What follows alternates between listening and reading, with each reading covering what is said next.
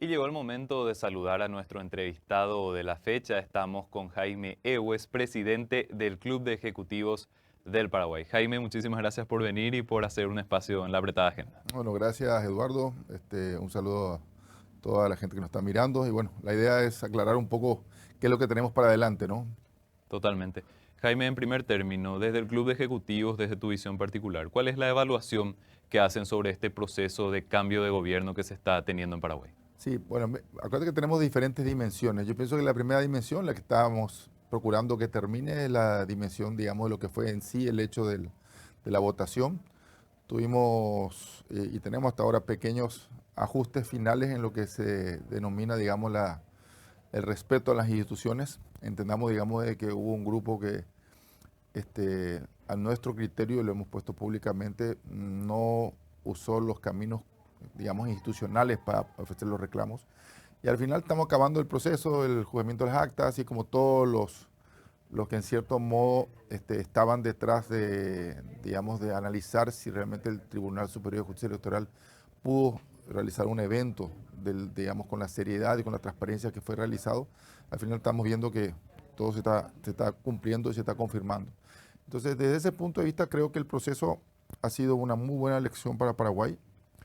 Desde el punto de vista social, político, sí es importante, yo pienso que analizar eh, qué realmente ocurrió en las elecciones.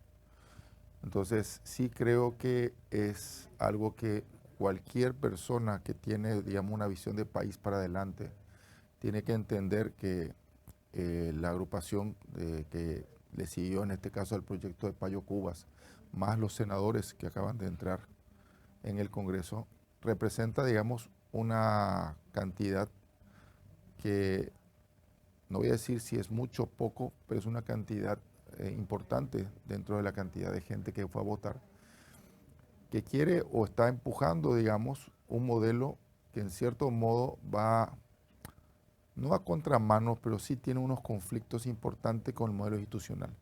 ¿Por qué digo esto? Porque hay dos caminos básicamente que lo podemos mirar en la región, podemos mirar la historia de la humanidad, que se reflejan en el desarrollo de las sociedades y de los países. Uno es los procesos que Paraguay está siguiendo hace casi ya 30 años, más o menos, pero 20 años en forma sostenida, que es intentar que las instituciones que nos sirven a los ciudadanos cada vez sean más independientes, más robustas, más estructuradas, menos sujetas a interferencias externas, más controladas, para que puedan dar un servicio correcto a la ciudadanía.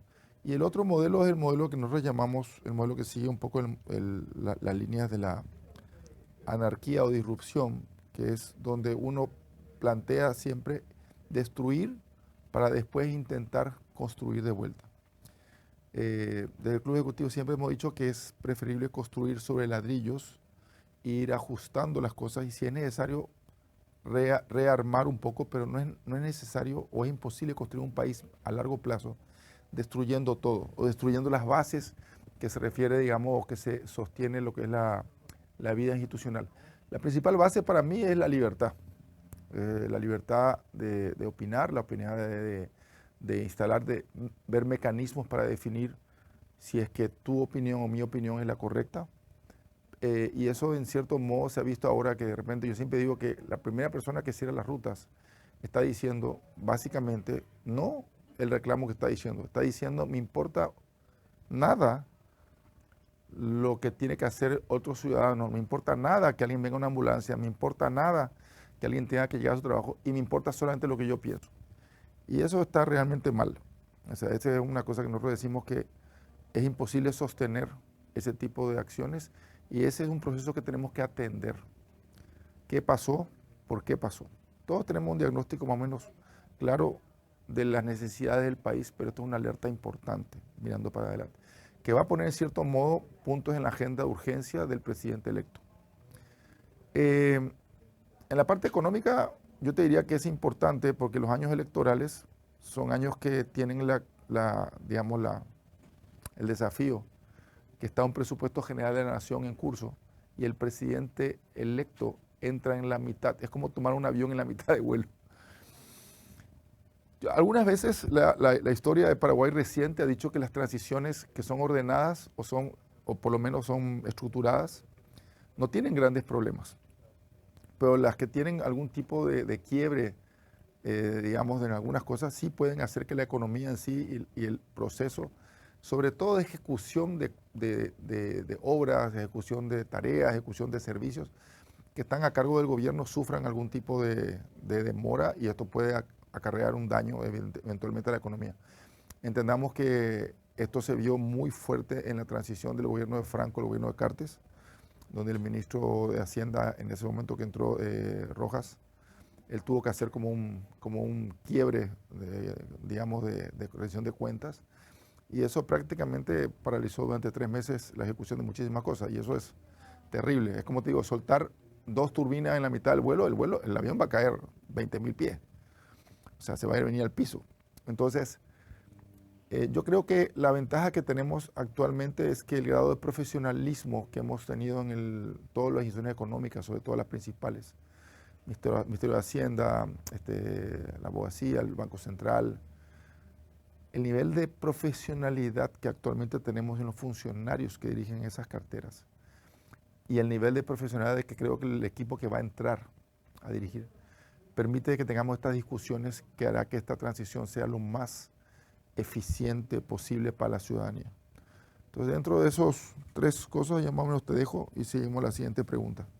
Jaime, también te quería preguntar, ustedes desde el Club de Ejecutivos, ¿cuáles identifican que son las prioridades o los desafíos que tiene pendiente el próximo gobierno, principalmente en materia económica y social? Sí, yo creo que poniendo así en mapas en forma de urgencia, yo pienso que la principal prioridad es hacer que de algún modo conseguir, y eso le va a tocar al vicepresidente Ayana, un liderazgo lógicamente del presidente Santiago Peña, en conseguir que el Congreso, que tiene en este momento una característica muy diferente del anterior, porque tenemos un Congreso más cohesionado, con una mayoría, sobre todo en senadores, y en diputados también, del Partido Colorado, tienen que impulsar lo que son las principales leyes de estabilidad, digamos, macroeconómica, mirando para adelante. Hay básicamente, yo creo que 3 grandes líneas, ¿no?, que pueden ser atacadas en forma inmediata por el equipo del presidente y tener el aval de los senadores, en este caso, y también de diputados. Yo pienso que una ya está, que es mirando qué hacemos de acá para adelante, eso es muy importante de aclarar, con la forma que el gobierno construye sus líneas de, digamos, funcionarios o su estructura. Eso se llama ley del servicio civil. Es cómo el gobierno puede contratar gente, cómo el gobierno puede definir la parte de los contratos, cómo el gobierno puede manejar la carrera civil de gente tan importante como la que está dentro del gobierno. A la larga, si la gente que está adentro es altamente profesional y hace una labor, puede desempeñar su gestión, que es su vocación, hacia una correcta atención del ciudadano. ¿Quién no quiere que eso ocurra? O sea, es una cosa que podemos de acuerdo. Ahora, hay mucha estructura que hay que acabar de arreglar y entendamos que durante todos estos años, yo pienso que una gestión, digamos, que puede ser mejorada enorme es tener claro que acá buscamos la profesionalidad enorme de la gente que trabaja dentro de un Estado como el Estado paraguayo, de cualquier tipo. Y es muy importante lo que voy a decir, restarle discrecionalidad a la posibilidad que podamos tocar esa parte que es tan importante, que es la fuerza laboral que tenemos en el Estado para servir a los ciudadanos. Esa es la ley de responsabilidad civil, esa es una ley que está ya presentada dentro del gobierno y está, digamos, en curso, va a ser analizada. El segundo eje es un eje bastante complicado, porque va a requerir primero una fase que creo que el gobierno lo va a lanzar dentro de poco, que es de construcción de posibilidades, y es lo que nosotros llamamos la ley, digamos, el déficit fiscal que se da a través de la caja de jubilaciones, sobre todo caja de jubilaciones de las propias personas que están dentro del Estado paraguayo, sobre todo docentes, sobre todo fuerzas públicas, gente que ha desarrollado absolutamente su labor sirviendo a la comunidad, pero que en este momento yo pienso que muchísimas de las personas que hoy están en el Ministerio de Educación, hoy están en las Fuerzas Armadas, hoy están en el Ministerio de Salud, los que se van a jubilar dentro de 10 años o 15 años, tienen que entender que posiblemente tengan grandes problemas para jubilarse, porque el sistema está prácticamente sin posibilidades de darle esa jubilación. Ya este año comenzamos a entrar en déficit. ¿Qué significa déficit? Para poder cumplir con las obligaciones de la gente que genuinamente se está jubilando ahora, tuvimos que agarrar y buscar plata prestada de otro fondo. El sistema ya no tolera pagar.